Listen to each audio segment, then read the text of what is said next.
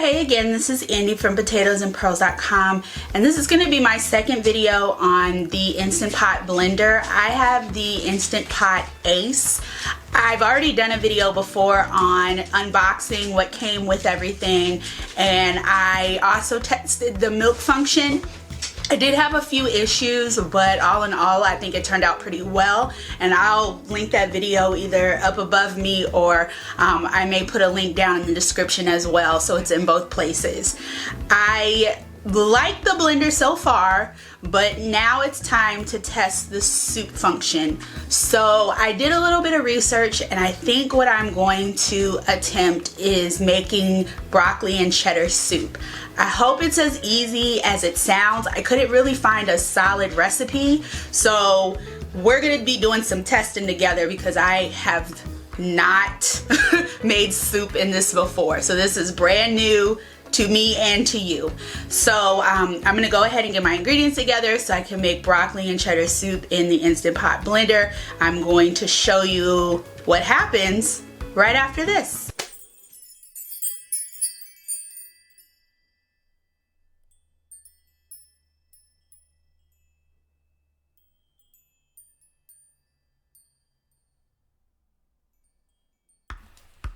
So I have already set up my blender, and I am going to add in 12 ounces of frozen broccoli. The broccoli bag had been sitting out for like a few minutes, but technically it is still very, very frozen, as you could see me pressing on top. The next thing I'm going to add is 1 1/2 cup of veggie broth.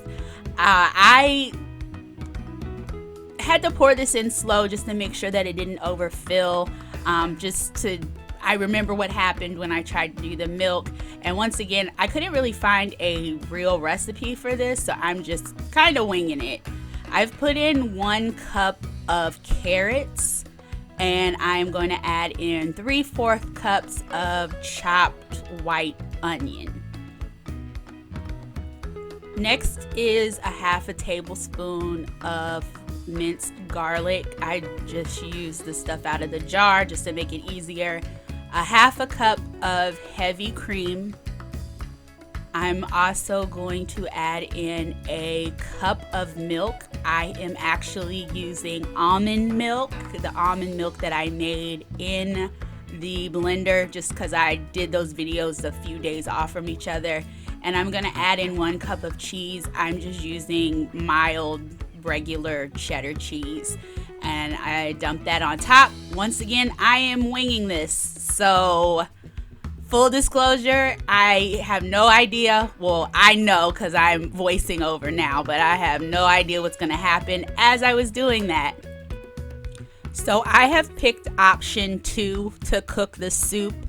It was actually the first option that came up in the book. It says that if you want a chunky soup, pick option 1. If you want a creamy soup, pick option 2. Since I'm working with cream, that I picked option 2. And it said it should take about 22 minutes. The timer didn't come up right away. I spent about 15 to 20 minutes watching the temperature rise. And slowly I would start to see bubbles forming in the glass pitcher, but it took a while for it to heat up.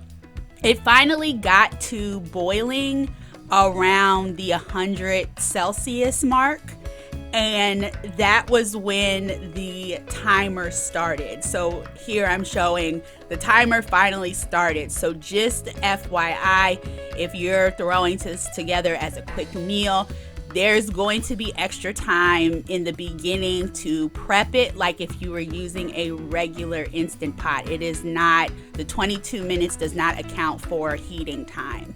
And we have this final soup.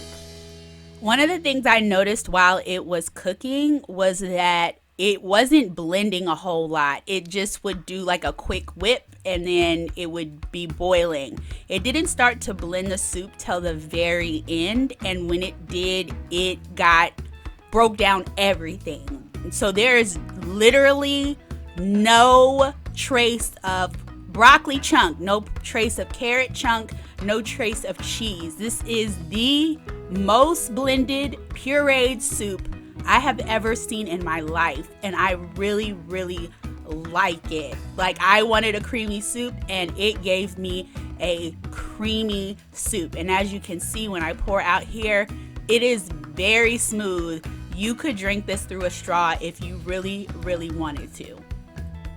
And with this, I understand why I wasn't seeing maybe a full recipe for broccoli cheddar soup, because when you think broccoli cheddar soup, you think of seeing chunks of broccoli, chunks of carrot, whatever, and you're not going to get this with this particular blender.